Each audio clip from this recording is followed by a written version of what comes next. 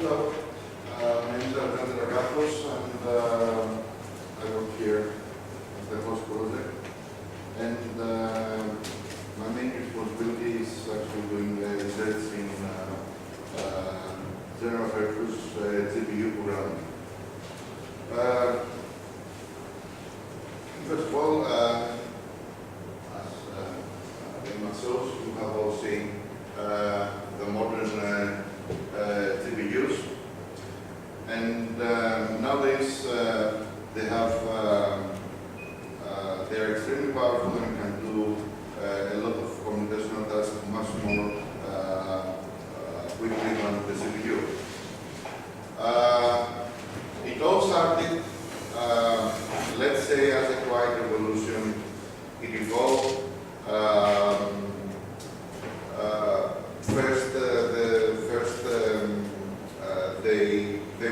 The GPUs were used just for graphics, and then they realized that the GPUs have to be programmable. And as they evolved the capability of the GPUs to be programmed, they realized that they could actually do scientific calculations on the GPU. So we start. So as you see here, it all started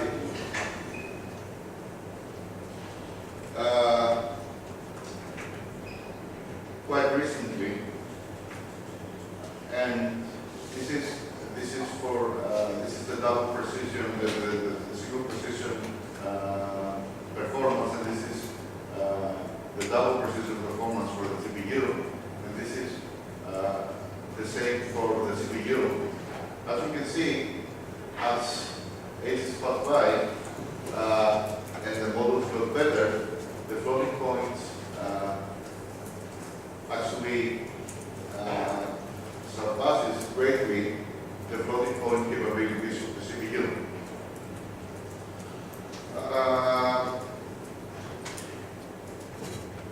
They started with 544 gigaflops, but nowadays all the GPUs and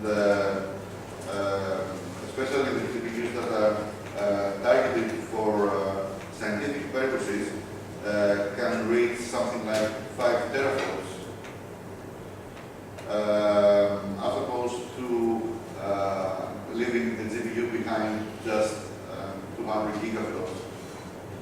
The memory bandwidth actually is far better than the CPU bandwidth. It started by 153 gigabytes per second, as opposed to 25.6 gigabytes per second. But now the modern GPUs can reach to 288 gigabytes per second, and the memory of the CPU is not going up dramatically as the CPU. And now, as the president of NVIDIA has announced, we are talking about reaching, with the new 3D arrays of memory that they are planning to do, they are planning to reach to 1,500 gigabytes per second. So we're talking about a lot of revolutionary memory bandwidth. Until recently, they have been programmed. They were programmable through graphics APIs like OpenGL, but then it evolved to a nice programming model, which we'll describe later. And also now the GPUs are in every kind of workstation that we work. Maybe it's an AMD or an NVIDIA. You can still program both on both companies. But with AMD, you can only program with OpenCL. Okay. And now, there are very exciting applications that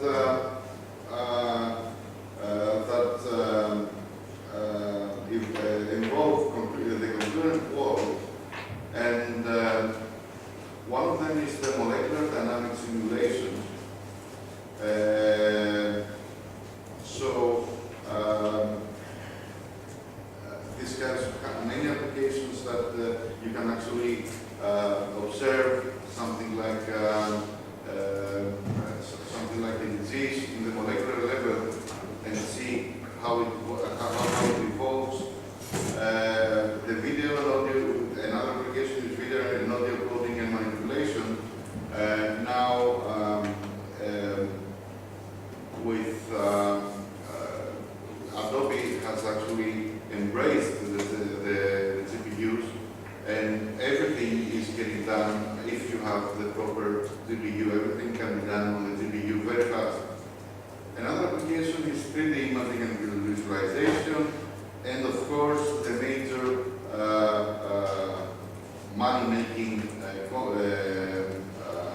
business is the consumer game physics, because now they have seen that it's not only producing nice images on the games, but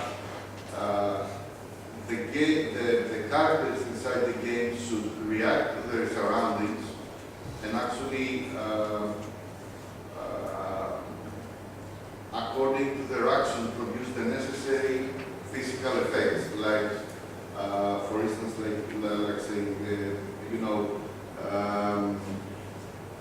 two men are fighting and they are hitting people in the wall, and the wall falls apart, and this evolves, and this is dynamically, nowadays they are trying to dynamically create all these simulations to actually, according to the force that, for instance, that the man falls on the wall, in some place of the wall, everything is getting physically simulated so as to have a better experience.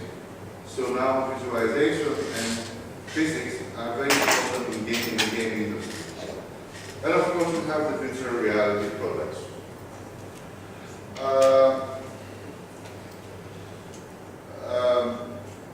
In order now programming in the GPU, you actually have to program your model and not hinder the parallel implementation, which does not hinder the parallel implementation, meaning that you have to think, you have to code thinking in parallel. And also there is actually communication costs, there is actually output cost, and delivery needs careful management. And the industry has provided us with the fine API, which is called CUDA, which is, as I said, used for general purpose CPU programming. So, what is general purpose CPU programming? As I told you, the general purpose CPU programming is actually a method to program as you could actually program in the CPU, but thinking in massively threads. So, it's a combination of CPU and GPU code.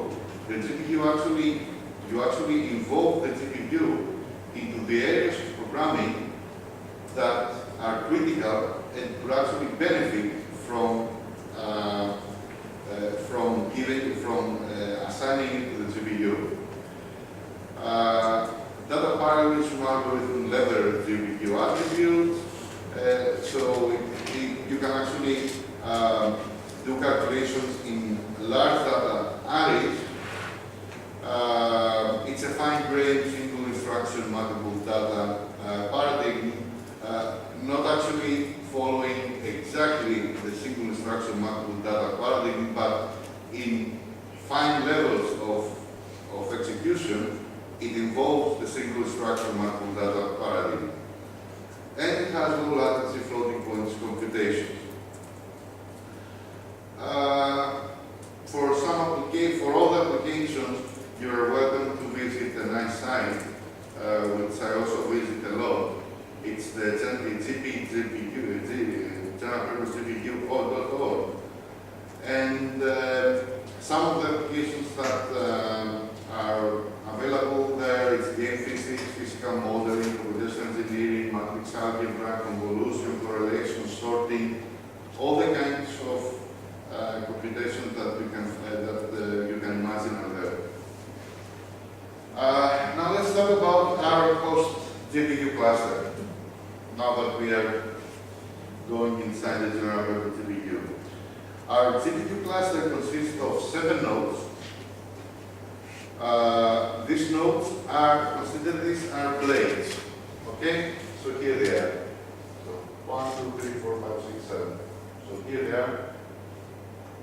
And each of the blades consists of 2 CPUs, which are Intel Xeons. One GPU 70Q, which has 448 cores and 6 gigabytes of GDDR5 memory. The CPU memory is 30 gigabytes, and they are very nicely connected with two 40 gigabits per second InfiniBand network cards.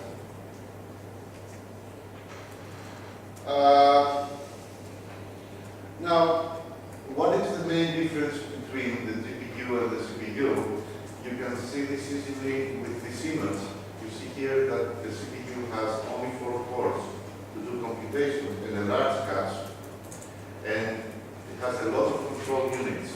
For instance, prediction, correction, and in an if loop, all the kinds of things that involve the CPU. But in the GPU, we have a lot of processing units, smaller cache, and we don't have this flow control, for instance, the predictor correction in an if statements, but it gives us a lot of computational horsepower, and we can take advantage of this. So you sacrifice some CPU characteristics to actually gain in computation.